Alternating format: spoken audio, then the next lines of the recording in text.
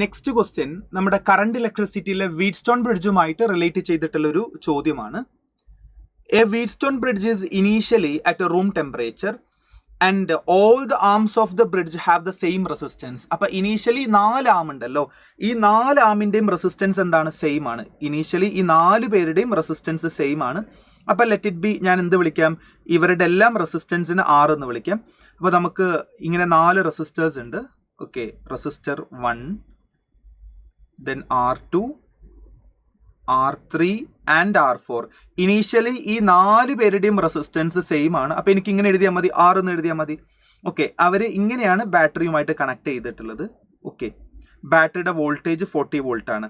ഈ പോയിന്റിന് അവർ എ എന്നും ഈ പോയിന്റിന് അവർ ബി വിളിച്ചിട്ടുണ്ട്. ഇനി അവർ പറയാണ് R3 ഈസ് ഹീറ്റഡ്. ഇതല്ല R3 എന്ന് പറയുമ്പോൾ ഏതാണ്? ഈ റെസിസ്റ്റർ. ഇതല്ല R3. ആ റെസിസ്റ്റർ എന്ത് ചെയ്തു? ഹീറ്റ് ചെയ്തു. നമുക്കറിയാം, ഹീറ്റ് ചെയ്ത് കഴിഞ്ഞാൽ റെസിസ്റ്റൻസ്, ടെമ്പറേച്ചർ കൂടുമ്പോൾ ഓട്ടോമാറ്റിക്കലി റെസിസ്റ്റൻസ് കൂടും. അത് കാരണമായിട്ട് ആദ്യമുള്ള വാല്യൂവിനേക്കാളും അതിന്റെ റെസിസ്റ്റൻസ് 10% കൂടിയിട്ടുണ്ട്. അപ്പൊ എന്താണ് ക്വസ്റ്റ്യനിൽ പറഞ്ഞത്? ആദ്യം അതിന്റെ റെസിസ്റ്റൻസ് 6 ആയിരുന്നു. ഞാൻ ഹീറ്റ് ചെയ്തപ്പോൾ ആദ്യമുള്ള വാല്യൂവിനേക്കാളും 10% കൂടി. അപ്പൊ ആദ്യമുള്ള വാല്യൂ എത്രയാണ്? 6 ആണ്. അതിനേക്കാളും 10% എന്ന് പറയുമ്പോൾ 10/100 ഓഫ് ദ ഇനീഷ്യൽ വാല്യൂ. ഇതല്ലേ ക്വസ്റ്റ്യനിൽ പറഞ്ഞത്? ആദ്യമുള്ള റെസിസ്റ്റൻസിനേക്കാളും 10% എന്ത് ചെയ്തു? ഇൻക്രീസ് ചെയ്തു. സോ ഈ 0 ക്യാൻസൽ ചെയ്യാം. R പ്ലസ് എത്ര വരും? 0.1 R അല്ലേ? So that is equal to 1.1 R. അതായത് 10% ഇൻക്രീസ് ചെയ്തിട്ടുണ്ടെങ്കിൽ 1 R ഉള്ളത് 1.1 R ആയിട്ട് മാറി. അപ്പൊ ആദ്യമുള്ള കേസ് ഇങ്ങനെയായിരുന്നു. പിന്നീട് അതെന്തായി മാറി? 1 ഉള്ളത് 1.1 R ആയിട്ട് മാറി. ഇങ്ങനെ ആദ്യമെല്ലാം ഈക്വൽ ആയിരുന്നു, പിന്നീട് അത് 1.1 R ആയിട്ട് മാറി. The potential difference between V and V B. അങ്ങനെയാണെങ്കിൽ വി എയും വി ബിയും തമ്മിലുള്ള പൊട്ടൻഷ്യൽ ഡിഫറൻസ് ആണ് ചോദിച്ചത്. എല്ലാം ബാലൻസ്ഡ് ആയിരുന്നെങ്കിൽ, ആദ്യം എല്ലാം ഈക്വൽ അല്ലേ, അപ്പൊ അത് ബാലൻസ്ഡ് ആണ്. ആ സമയത്ത് മിഡിൽ ബ്രാഞ്ചിലൂടെ കറണ്ട് ഒഴുകുന്നുണ്ടാവില്ല. അപ്പൊ അങ്ങനെയാണെങ്കിൽ നമുക്ക് പറയാം V A minus V B is equal to 0 എന്ന് പറയാം. ബിക്കോസ് ഇതാണ് അതിന്റെ മിഡിൽ ബ്രാഞ്ച്. ആ സമയത്ത് അതിലൂടെ കറണ്ട് ഒഴുകുന്നുണ്ടാവില്ല. പക്ഷേ ഇതെന്താണ്? ഇപ്പൊ ബാലൻസ്ഡ് അല്ലാതായിട്ട് മാറി. ഈ ഭാഗം നമ്മൾ ഹീറ്റ് ചെയ്തപ്പോൾ അതിന്റെ റെസിസ്റ്റൻസ് മാറിയില്ല, 1.1 R ആയിട്ട് മാറി. അപ്പൊ ഇത് ബാലൻസ്ഡ് അല്ല. ആ സമയത്ത് V A minus V B ആണ് നമുക്ക് കണ്ടുപിടിക്കേണ്ട കാര്യം. ഇത് പിന്നെ ഒരുപാട് ട്രിക്ക് വെച്ചിട്ട് ചെയ്യാം. കറണ്ട് ഇലക്ട്രിസിറ്റിയുടെ പ്രത്യേകത ഒരു മെത്തേഡ് ഒന്നുമല്ല, പല മെത്തേഡ് ഉണ്ട്. എനിക്ക് കുറച്ചും കൂടി കൺവീനിയന്റ് ആയിട്ടുള്ള ഒരു മെത്തേഡ് വെച്ചിട്ട് ഈ കാര്യങ്ങളൊന്ന് എക്സ്പ്ലെയിൻ ചെയ്യാം. സോ ഇവിടെ നോക്ക്, നമ്മൾ ആദ്യം ഇവിടെ മനസ്സിലാക്കേണ്ട കാര്യം 40 വോൾട്ടേജ് അല്ലേ? ആ 40 വോൾട്ടേജ് നമ്മൾ ഈ 2 എൻഡിലല്ലേ കണക്ട് ചെയ്തിട്ടുള്ളത്. ഓക്കെ, അപ്പോൾ ഈ ബാറ്ററിയുടെ വോൾട്ടേജ് 40 ആണ്. അത് നമ്മൾ ഈ 2 എൻഡിന് അക്രോസ് ആയിട്ടാണ് കണക്ട് ചെയ്തിട്ടുള്ളത്.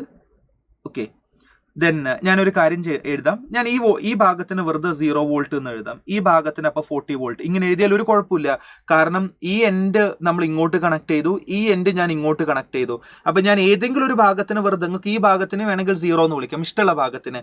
അപ്പൊ ഞാൻ ഇവിടെ 0 എന്ന് വിളിച്ചു. അപ്പൊ ഈ ഭാഗം എന്തായിട്ട് മാറും? 40. ഞാൻ എഴുതിയത് കറക്റ്റ് ആണോ നോക്കാം. ഒരു കാര്യം നിർബന്ധമായിട്ടും ശരിയായിരിക്കണം, ഈ ബാറ്ററിക്ക് അക്രോസ് ആയിട്ട് 40 വേണം.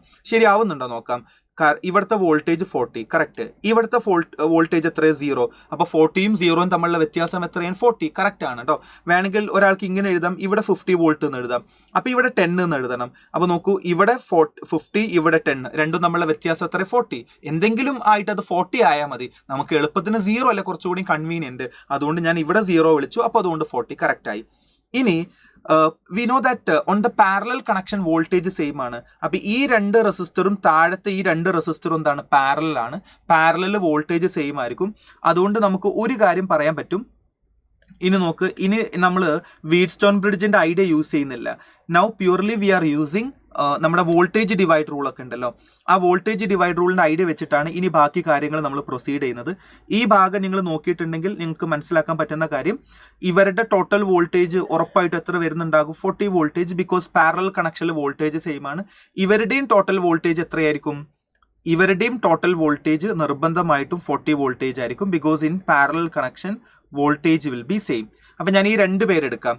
ഈ 2 പേർക്ക് നിങ്ങൾ വോൾട്ടേജ് ഡിവൈഡ് റൂൾ ഒന്നും യൂസ് ചെയ്യേണ്ട ആവശ്യമില്ല. ബിക്കോസ് ഈ 2 പേരുടെ റെസിസ്റ്റൻസ് ഈക്വൽ ആയതുകൊണ്ട് വോൾട്ടേജ് ഈക്വലി ഡിവൈഡ് ചെയ്യും. 2 പേർക്കും ഒരേ റെസിസ്റ്റൻസ് അല്ലെങ്കിലോ we know that V is equal to I into R. Okay, അപ്പോൾ കറണ്ട് കോൺസ്റ്റന്റ് ആണ്. അപ്പോൾ വോൾട്ടേജും റെസിസ്റ്റൻസും ഡയറക്ട്ലി പ്രൊപ്പോർഷണൽ. റെസിസ്റ്റൻസ് കൂടിയ ആൾക്ക് കൂടുതൽ വോൾട്ടേജ് ഉണ്ടാകും. ഈ 2 പേരുടെയും ടോട്ടൽ വോൾട്ടേജ് 40 അല്ലേ? പക്ഷെ ആ രണ്ടുപേരുടെ റെസിസ്റ്റൻസ് സെയിം ആണ്. അപ്പോൾ 40 വോൾട്ടേജ് രണ്ടുപേർക്കും ഈക്വലി ഡിവൈഡ് ചെയ്ത് കൊടുക്കും. അപ്പോൾ ഇതിന്റെയും പൊട്ടൻഷ്യൽ ഡിഫറൻസ് 20 ആണ്, ഇതിന്റെയും പൊട്ടൻഷ്യൽ ഡിഫറൻസ് എത്രയാണ്? 20. അപ്പോൾ രണ്ടുപേരുടെയും ടോട്ടൽ വോൾട്ടേജ് നമുക്ക് 40 ആണെന്നുള്ളത് മനസ്സിലായി. രണ്ടുപേർക്കും അത് ഈക്വലി ഡിവൈഡ് ചെയ്യും. ഇതിനും 20 പോകും, ഇതിനും 20 പോകും. അതിനർത്ഥം ഇയാളുടെ പൊട്ടൻഷ്യൽ ഡിഫറൻസ് ആണ് 20, രണ്ട് എൻഡും തമ്മിലുള്ള വ്യത്യാസമാണ് 20. അപ്പോൾ ഇവിടെ 40 ആണ്. അപ്പോൾ ഇതിന്റെ പൊട്ടൻഷ്യൽ ഡിഫറൻസ് 20 കിട്ടണമെങ്കിൽ നിർബന്ധമായിട്ടും ഇവിടുത്തെ വോൾട്ടേജ് എന്തായിരിക്കണം? 20 ആയിരിക്കണം. ശരിയാവുന്നുണ്ടോ നോക്കാം. ഇവിടെ 40, ഇവിടെ എന്തുകൊണ്ട് 20 ആയി എന്നുള്ള കാര്യം ഞാൻ നേരത്തെ എക്സ്പ്ലെയിൻ ചെയ്തു. ഇവിടെ 40, ഇവിടെ 20. അപ്പോൾ രണ്ടും തമ്മിലുള്ള വ്യത്യാസം 20 ആണ്. ഇതിന്റെ പൊട്ടൻഷ്യൽ ഡിഫറൻസ് നിർബന്ധമായിട്ടും 20 ആയിരിക്കണ്ടേ? ശരിയാവുന്നുണ്ടോ? 20, ഇത് 0, കറക്റ്റ് ആയിട്ട് 20 തന്നെയാണ്. അപ്പോൾ ഇങ്ങനെ വന്നു. അപ്പോൾ എനിക്ക് എയിലെ പൊട്ടൻഷ്യൽ കിട്ടി. ഇതേപോലെ ബിയും കണ്ടുപിടിച്ച് കഴിഞ്ഞാൽ നമുക്ക് ആൻസർ കിട്ടും. പക്ഷെ ബിയിൽ ഈ ഒരു എളുപ്പവഴി നടക്കില്ല. ഇവരുടെ ടോട്ടൽ വോൾട്ടേജ് 40 ആണ്. പക്ഷെ ഈ രണ്ടുപേരുടെയും റെസിസ്റ്റൻസ് എന്താണ്? ഡിഫറെന്റ് ആണ്. അതുകൊണ്ട് നമ്മൾ വോൾട്ടേജ് ഡിവൈഡർ റൂൾ യൂസ് ചെയ്യണം. വോൾട്ടേജ് ഡിവൈഡർ റൂള് എൻട്രൻസിന്റെ പല ചോദ്യങ്ങളും ചെയ്യാൻ നമ്മളെ ഹെൽപ്പ് ചെയ്യുന്ന ഒരു ട്രിക്കാണ്. അത് അറിയാത്തവരുണ്ടെങ്കിൽ ഞാനൊന്ന് എക്സ്പ്ലെയിൻ ചെയ്യാം. ഇപ്പോൾ ഇവിടെ എൻ്റെ കയ്യിൽ ഒരു ബാറ്ററി ഉണ്ടായിരുന്നു, ഞാനത് ഇങ്ങനെ കണക്ട് ചെയ്തു. ഇതിപ്പോൾ ഒരു എത്ര വോൾട്ടേജ് ആണെങ്കിൽ ഈ രണ്ടുപേരുടെ റെസിസ്റ്റൻസ് സെയിം ആണെങ്കിൽ ഈക്വലി ഡിവൈഡ് ചെയ്യും, അല്ലെങ്കിൽ ഈക്വലി ഡിവൈഡ് ചെയ്യില്ലല്ലോ. Let the resistance are different, let it be R1 and R2 and the total voltage is V and we want to find the voltage across this resistance and this resistance. അത് use ചെയ്യാനുള്ള ഒരു trick എന്താണെന്നറിയോ? Voltage is V = I × R അല്ലേ? Series connection ആയതുകൊണ്ട് current same ആണ്. So വോൾട്ടേജും റെസിസ്റ്റൻസും directly proportional. അപ്പോൾ ഒരു ട്രിക്കാണ്, അത് ഓർത്ത് വെച്ച് കഴിഞ്ഞാൽ നല്ലതായിരിക്കും. V1ന്റെ വാല്യൂ അല്ലേ? സോ V1ന്റെ ഒരു ട്രിക്ക് എന്താണെന്ന് വെച്ച് കഴിഞ്ഞാൽ വോൾട്ടേജും റെസിസ്റ്റൻസും ഡയറക്ട്ലി പ്രൊപ്പോർഷണൽ. അതുകൊണ്ട് നിങ്ങൾക്ക് ഈ വോൾട്ടേജ് കിട്ടാൻ അതിന്റെ തന്നെ റെസിസ്റ്റൻസ് R1. ഓക്കെ, അപ്പോൾ V1ന്റെ വാല്യൂ കാണാൻ അതിന്റെ തന്നെ റെസിസ്റ്റൻസ് R1 ഡിവൈഡഡ് ബൈ ആ ബ്രാഞ്ചിലെ ടോട്ടൽ റെസിസ്റ്റൻസ് എന്ത് ചെയ്യുക? ആഡ് ചെയ്യുക. അവിടെ രണ്ടുപേരുണ്ട്, R1 + R2. നിങ്ങൾക്ക് എന്താണ് കണ്ടുപിടിക്കേണ്ടത്? വോൾട്ടേജ് അല്ലേ? അപ്പോൾ ഇൻറ്റു ടോട്ടൽ വോൾട്ടേജ്, ഇതാണ് ഇക്വേഷൻ. അപ്പോൾ V1 എങ്ങനെ നമ്മൾ കാണാറ്? വോൾട്ടേജ് ഡിവൈഡ് റൂൾ ആണ്. നമുക്ക് ഒരു ഷോർട്ട് കട്ട് മെത്തേഡ് ആണ് കേട്ടോ. അതായത് ആരുടെ വാല്യൂ ആണ് കാണുന്നത്? അതിന്റെ resistance by total resistance into total voltage. Similarly നിങ്ങൾ V2ന്റെ വാല്യൂ എങ്ങനെ കണ്ടുപിടിക്കാൻ പറ്റും? V2 = അതിന്റെ റെസിസ്റ്റൻസ് ഡിവൈഡഡ് ബൈ ബാക്കിയൊക്കെ same, total resistance into total voltage. ഇങ്ങനെ നിങ്ങൾക്ക് V2ന്റെ വാല്യൂ കാണാൻ പറ്റും. ഓക്കെ, അപ്പോൾ ആ ഒരു ട്രിക്ക് യൂസ് ചെയ്തിട്ട് ഈ രണ്ടുപേരുടെ ടോട്ടൽ വോൾട്ടേജ് 40 ആണ്. ഞാൻ തൽക്കാലത്തേക്ക് ഈ റെസിസ്റ്റൻസിന്റെ വാല്യൂ എത്രയെന്നുള്ളത്, ഇതിന് അക്രോസ് ആയിട്ടുള്ള വോൾട്ടേജ് എത്രയെന്നുള്ളത് ഞാൻ ജസ്റ്റ് ഒന്ന് കാൽക്കുലേറ്റ് ചെയ്യാം. ഈ റെസിസ്റ്റർ കണ്ടോ, അതിന് അക്രോസ് ആയിട്ടുള്ള വോൾട്ടേജ്. അപ്പോൾ എന്താണ് ട്രിക്ക്? എന്തായിരുന്നു? അതിന്റെ തന്നെ റെസിസ്റ്റൻസ്, അതാരാണ്? R ഡിവൈഡഡ് ബൈ ആ ബ്രാഞ്ചിലെ ടോട്ടൽ റെസിസ്റ്റൻസ് ആഡ് ചെയ്യുക. ഇത് R, ഇത് 1.1 R. അപ്പോൾ നമുക്ക് എത്ര കിട്ടും? 2.1 R into total voltage. Total വോൾട്ടേജിന്റെ വാല്യൂ 40 ആണ്. ടോട്ടൽ വോൾട്ടേജിന്റെ വാല്യൂ 40 ആണ്. സോ ആറും ക്യാൻസൽ ചെയ്യാം. Therefore 40 divided by 2.1. 40 divided by 2 ആയിരുന്നെങ്കിൽ 20 ആണ്. ഇപ്പോൾ 2.1 എന്ന് പറയുമ്പോൾ 20യേക്കാളും സ്ലൈറ്റ്ലി താഴെ വരുന്ന ഒരു നമ്പർ വരും.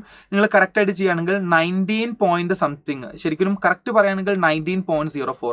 ഓക്കെ, വേണമെങ്കിൽ ഒന്ന് ശരിക്കും ഫുൾ ആയിട്ട് ചെയ്യണമെങ്കിൽ അപ്രോക്സിമേറ്റ്ലി 19 കിട്ടിയാൽ മതി.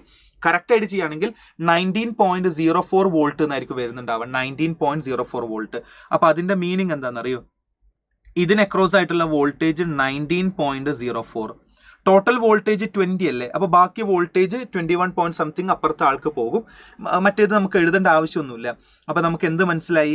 ഇവിടുത്തെ ഇതിന്റെ ഈ റെസിസ്റ്ററിന്റെ വോൾട്ടേജ് ഇത് കാണേണ്ട ആവശ്യമില്ല കേട്ടോ, വെറുതെ സമയം കളയേണ്ട ആവശ്യമില്ലല്ലോ. ഈ റെസിസ്റ്ററിന് അക്രോസ് ആയിട്ടുള്ള വോൾട്ടേജ് 19.04 ആണെങ്കിൽ ഇവിടുത്തെ വോൾട്ടേജ് എന്തായിരിക്കണം? ഓക്കെ, ഇവിടെ 0. അപ്പോൾ പിന്നെ ഇതിന്റെ വോൾട്ടേജ് 19.04 കിട്ടണമെങ്കിൽ നിർബന്ധമായിട്ടും ഇവിടുത്തെ വോൾട്ടേജ് എന്തായിരിക്കണം? 19.04 വോൾട്ട് ആയിരിക്കണം. അപ്പോൾ എനിക്ക് എന്തൊക്കെ കിട്ടി?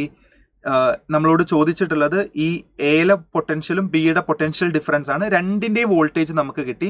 We want to find VA - VB. VA - VB ആണ്. VAയുടെ വാല്യൂ 20, VBയുടെ value 19.04. So that is equal to 0.95 volt വരും. 0.95 volt means third option is the correct answer.